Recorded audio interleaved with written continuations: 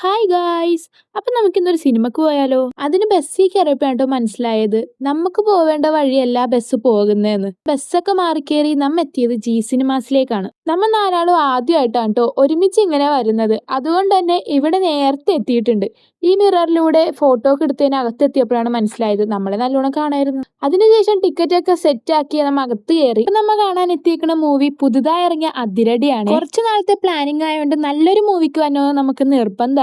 അതുകൊണ്ട് തന്നെയാണ് കേട്ടോ ബേസിലിന്റെയും ടൊവിനോന്റെയും ഈ ഒരു കോംബോ വർക്കാവോ എന്ന് നോക്കാൻ വേണ്ടി വന്നത്. അങ്ങനെ മൂവി തുടങ്ങി. ഒരു രക്ഷയില്ല ഗൈസ്. എന്താ പറയണ്ടെന്ന് എനിക്കറിയില്ല. എനിക്ക് നല്ല രീതിക്ക് വർക്കായി. ഇതിൽ സ്പെസിഫിക് ആയിട്ട് ഒരാളുടെ അഭിനയം മാത്രം അടിപൊളി എന്ന് പറയാൻ പറ്റില്ല. കാരണം എല്ലാവരും അടിപൊളിയായിട്ട് അഭിനയിച്ചിട്ടുണ്ട്.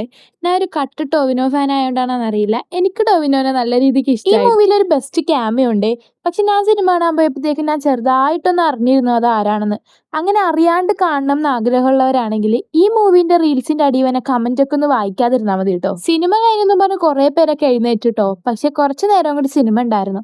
അങ്ങനെ മുഴുവൻ സിനിമയും കണ്ടതിന് നമ്മൾ റോട്ടിൽ കൂടി അതിന്റെ റിവ്യൂ പറഞ്ഞുകൊണ്ട് നടക്കുകയാണേ. അപ്പൊ ഇന്നത്തേക്ക് ഇത്രയൊക്കെ ഉള്ളൂ. അടുത്തൊരു അടിപൊളി വീഡിയോ ആയിട്ട് വരാം. ബൈ.